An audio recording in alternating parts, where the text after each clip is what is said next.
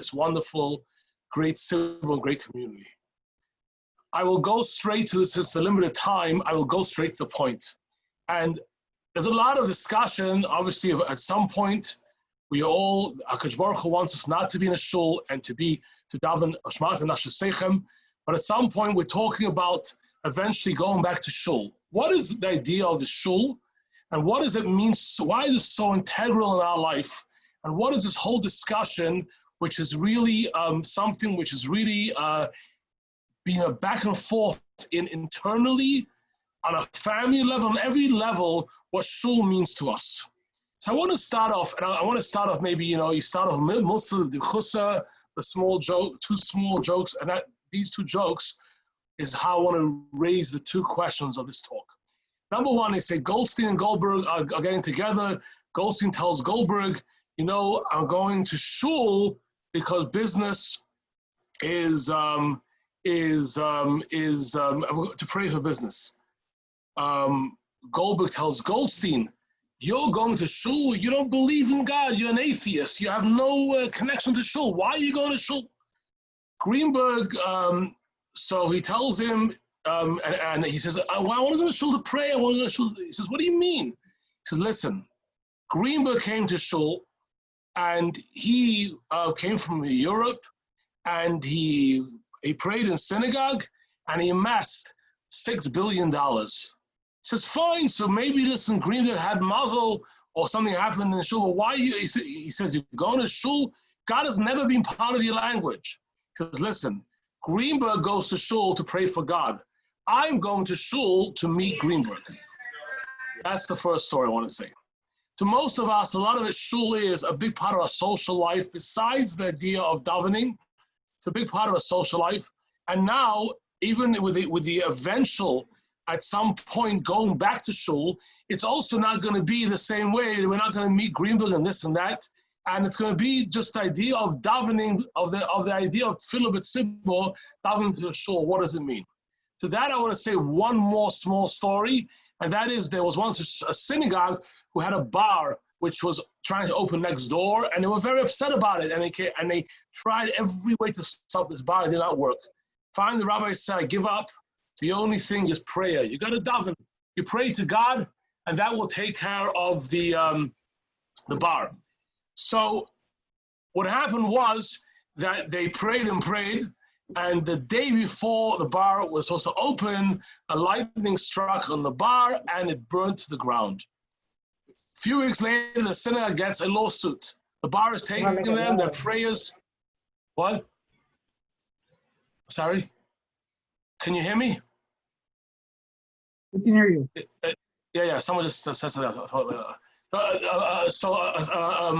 A lawsuit to the synagogue that they caused this damage by praying. They go to the judge, and the person at the bar, the lawyer for the bar, says, listen, they prayed and they caused my thing to damage. And the judge says, what do you say in defense? The synagogue, whether our prayers are connected to it, whatever happened, but our prayers are not connected. How can you say that? Whatever the verdict was, the judge he got to later. But the judge says one observation. The bar people believe that God runs the world, and the people in the synagogue don't necessarily believe that it's God's action which made it happen. Why am I saying this story? Because to a lot of us going to shul, what does it mean in our life?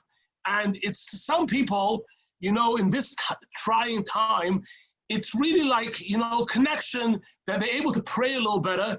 And sometimes if you talk about the prayer part of synagogue, it feels like very overwhelming, very monotonous, very repetitious. And I don't use the word meaningless, but if you don't have the proper kavanah and the proper thoughts and davening, it's again and again, you praise Hashem and you ask Hashem and this and that. But what does it mean? So I'm going to want to discuss, first of all, a little bit the halachic, the mystical side, and explain a little bit the connection together. But to understand this first, let's understand what is davening. We find davening in the Torah, brought down the Avos, the forefathers, daven Avraham, Yitzchak, Yaakov, Yivka, B'macham, Yal and Sham. He davened, Ma'ariv, Avraham, the Shachris, we learn Mincha. We find davening there. we find a very famous story in Moshe Rabbeinu could not go into Israel. We find that he davened there. We find that in Nevi'im, Hannah had no children, and she came and davened. That was a fascinating story, how she came to Mishkan Shilai, and she davened, and Eli, by Yechasul Shekari, she was drunk, but Hannah taught Eli the power of davening, which we have a minute, I want to tie that piece also to my class. But we find davening a lot. So you can imagine that such a focal thing like davening, which is the foundation of Yiddishkeit, would be most probably the prime and primary mitzvah of the Torah, davening. Davening is like everything. I mean, isn't our whole life centered around davening? 3 times a day we daven. Everything's around davening. If anything Jewish consists of life, most of it is around davening. And learning also, obviously, but davening is a big focal point. What defines a religious person? One of the main things that you daven every day, you daven Shabbos, you daven Muslim, you daven Rosh Hashanah and Kippur. So the question is, and the strange thing is, more than another question, the strange thing is that davening really, according to, there's a whole massive argument between the 2 biggest giants, Rishonim. One of them known as the Rambam, and the Rambam brings down that he says that davening is not a mitzvah of the Torah. The Rambam says it's from the Torah, I'm sorry. The Rambam says, mitzvahs eser espala v'chol yom. It's a mitzvah from the Torah to daven every day. That's what the Rambam says, that it's a mitzvah. But the Rambam also, and he brings a pasuk, which says, the verse, V'avayatem es Hashem elokechem, Yisov Hashem your God, B'piyah Shmuel lamdu, we learned out, Ezu havodah shvelev, what is avodah? That is tefillah.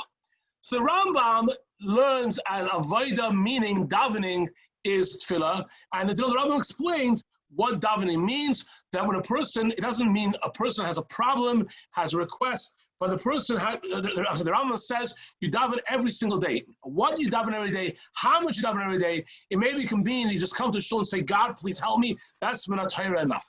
Even the Rambam who learns this Minat Torah says it's not like a routine thing. We got to daven Shachris, Mincha, Ma'ariv. He just says you got to daven every day. However, and I want to say what's more important is the halacha is really, most of the opinions hold like the Ramban, and the Ramban says that no, you cannot say other Hashem b'chol avavchem is not a clear commandment in the Torah, which means serve Hashem with all your heart. It can be defined in many, many different ways, but the Ramban says that davening is midrabanan. It's from the sages. It's enacted from the sages, and it's not a mitzvah from the Torah. So what the davening that we do is Ramban and Shulchan Aruch. Most of the poskim, most of the authorities in Shulchan Aruch go with the opinion of the Ramban that davening is midrabanan. So think a second, that davening is from the Rabbanan. Now, can you imagine davening? Ask any child, the most important thing in life is you got to daven. You got to pray. You got to pray to Hashem. And that's not mentioned in the Torah, even though you find that the forefathers prayed, that is midrabanan.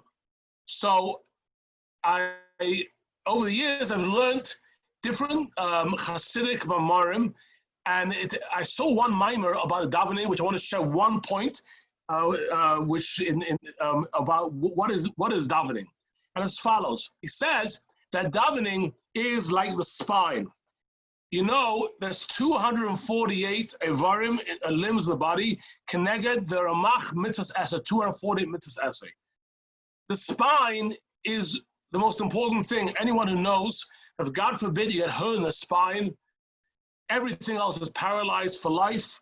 People who have one small problem with the spine, the whole body goes haywire. The spine is a very integral part of the body, but yet the spine is not one of the limbs, which means the 248 limbs correspond to the 248 mitzvahs essay, positive commandments. So davening is very important. It's the foundation of everything. Just like the spine. The spine is not one of the limbs, but without the spine, you can't survive. So too with davening. It's the foundation of who we are. It's our spine. It's our essence. That's who we are. But yet, we are at the same time, it's not one of the mitzvahs. It can't be defined by mitzvah. It can't be limited by mitzvah. It's the conduit. It's the power of all mitzvahs which creates all mitzvahs. So that is the idea of davening. But now let's go a step further. That is all about davening in general.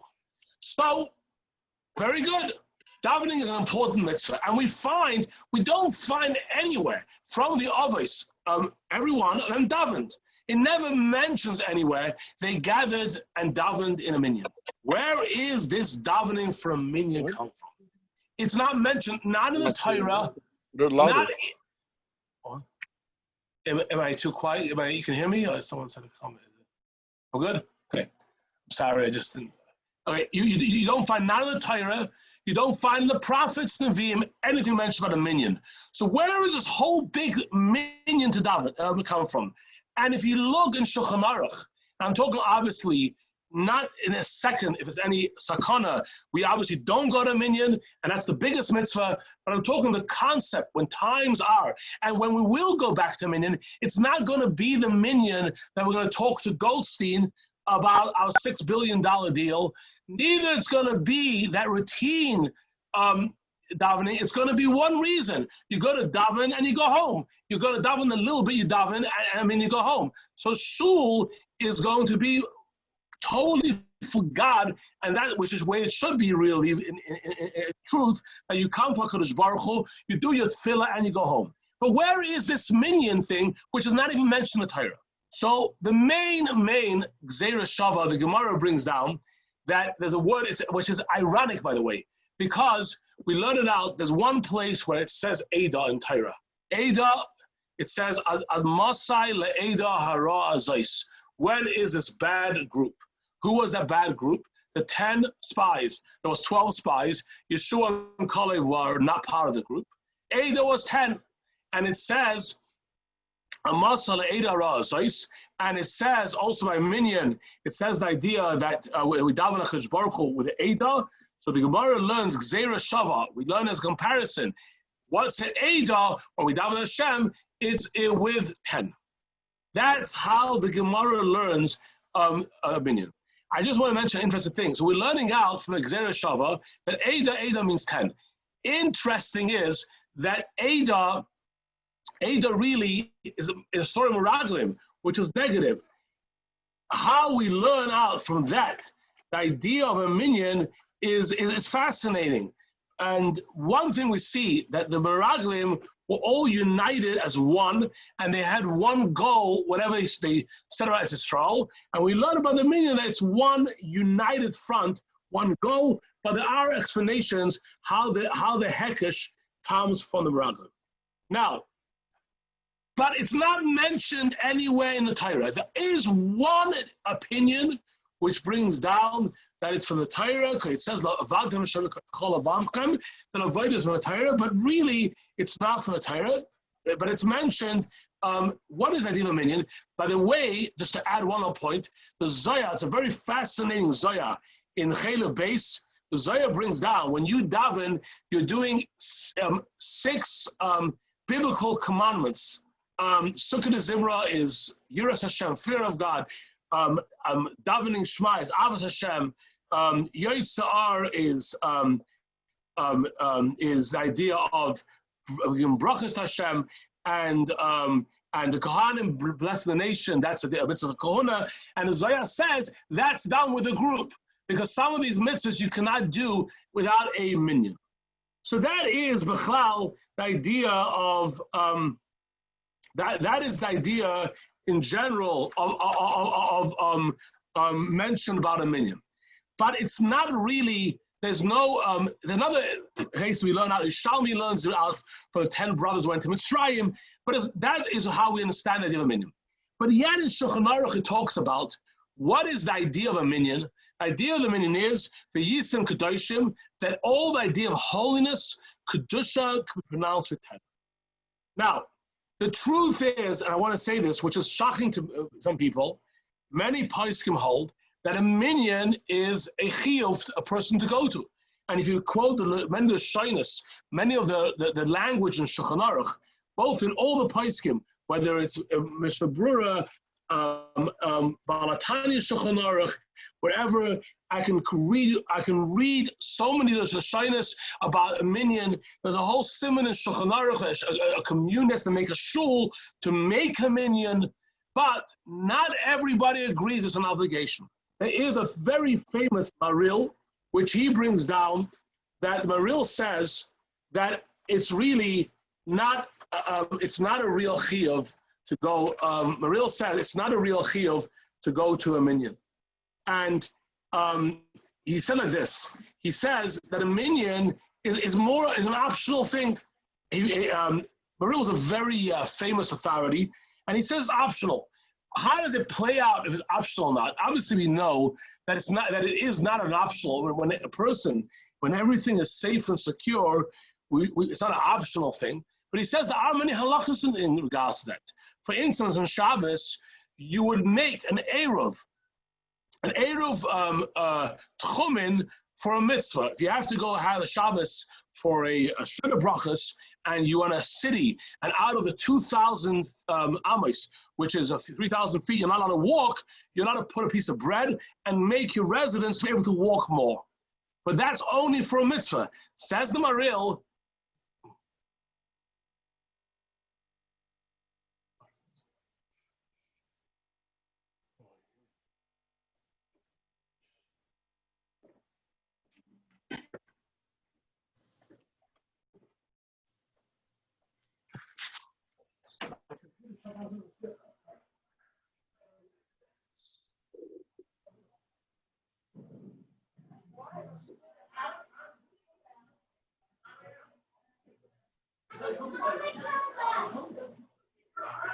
Just gonna wait and see. We're getting in touch with Rabbi Hertz.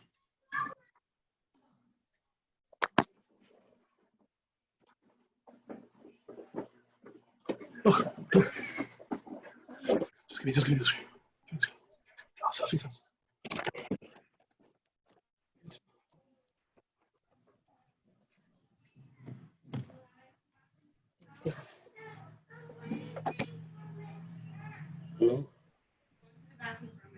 Rabbi Hertz, we can't see you right now. Something happened. 1 second. I'm sorry. I'm sorry, just 1 second.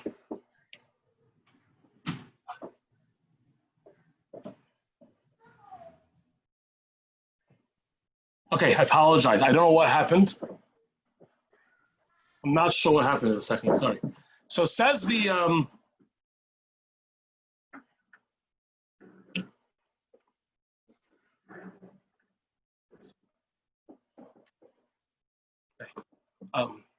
so says the Maril that basically he says that the idea is, he said of this. Maril says that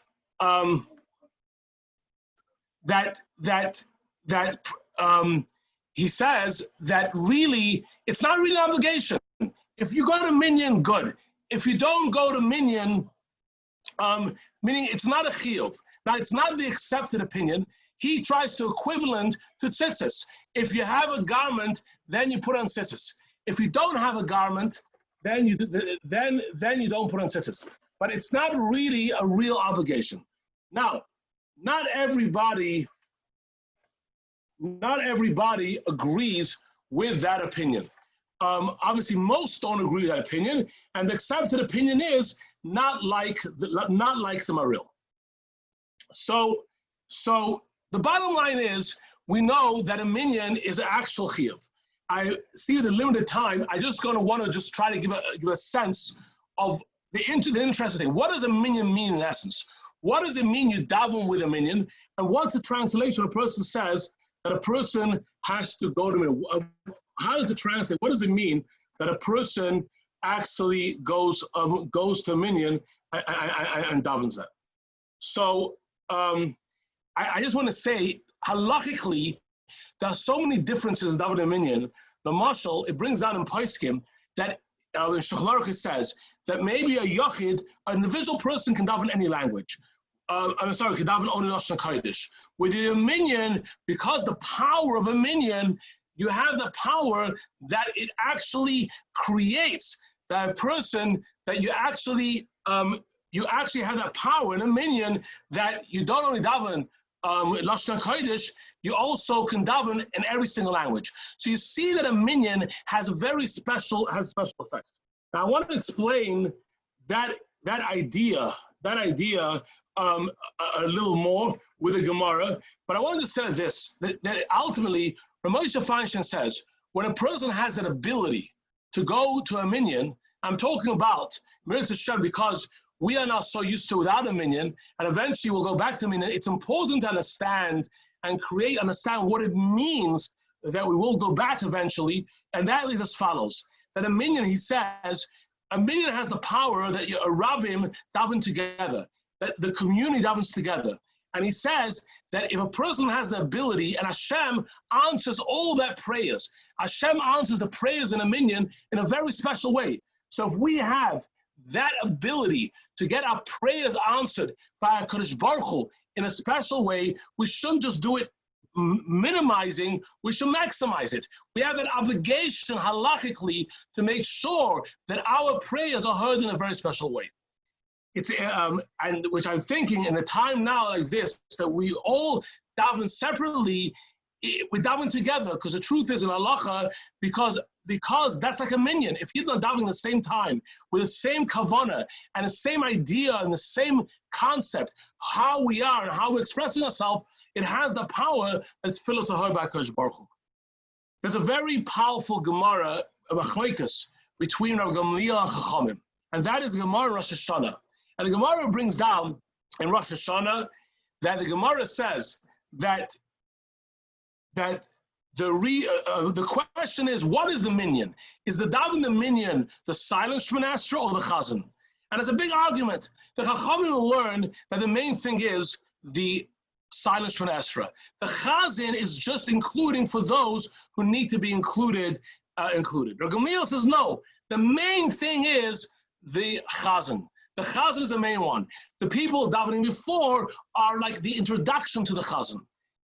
What does it mean, this machlokes? The machlokes really is saying that, and how many of the mafarshim and many of the commentaries explain this argument between the Gamliel and the Chachamim. They explain as follows. They explain it that it's like an argument between the two opinions. The opinion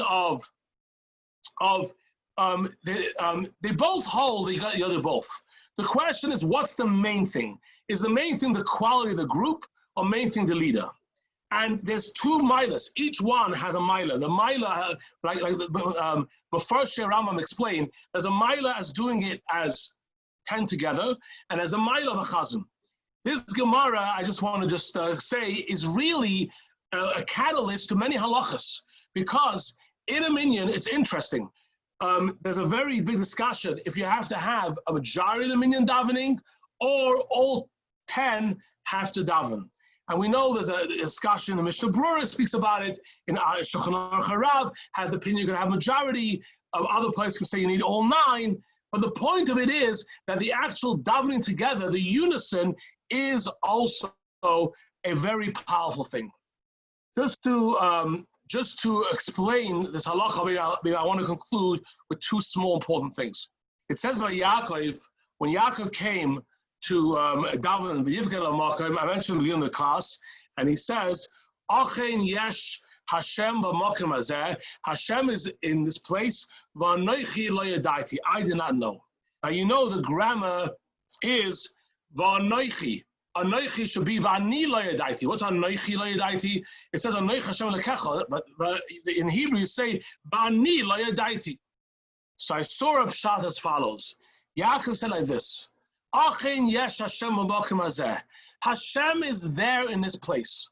V'anoichi lo yadaiti. I did not bring out my anoichi. I had the opportunity. I was in a service. I was in a davening, but my mind was somewhere else. I missed the boat. I missed the anoichi. I was able to have the anoichi, the I in a special place. What does it mean? When a person goes and whether we daven at home or eventually go to shul, it has to be the idea we realize that we want to connect our noichi, the inner essence of a Jew, to HaKadosh Baruch Hu. And to that I want to say a very, very powerful medrash, which is brought down. It's brought down in two places, and that's as follows: the machlokes of Amoraim. Which pasuk is the most important pasuk in Torah? One says Shema Yisrael Hashem Elokeinu Hashem Echad. The other one says V'ahavta l'reacha kamocha.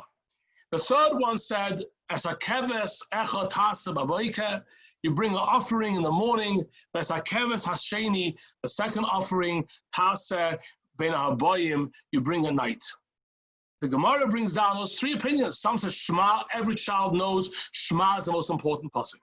The second opinion everyone knows is, we all know the Havas Yisrael, that the convert, Hillel told the convert, that is the foundation of the whole Torah. That's an obvious thing. But why would someone think, as a keves echad tasa b'boker, the pasuk speaking about the korbanos, as a keves echad tasa ben habayim, why would someone think that is the most important pasuk? And this is what I want to explain. Really, Shema Yisrael is great.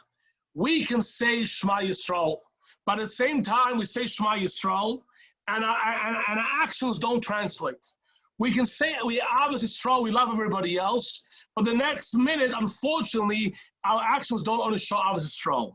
But one thing we can't fake that routineness of a keves echad tasa b'boker, it's a keves hasheni tasa ben habayim. And many Mefarshim bring down the Rishonim, and it's brought in also, some Sefer says, that why nowadays is tefillah so important?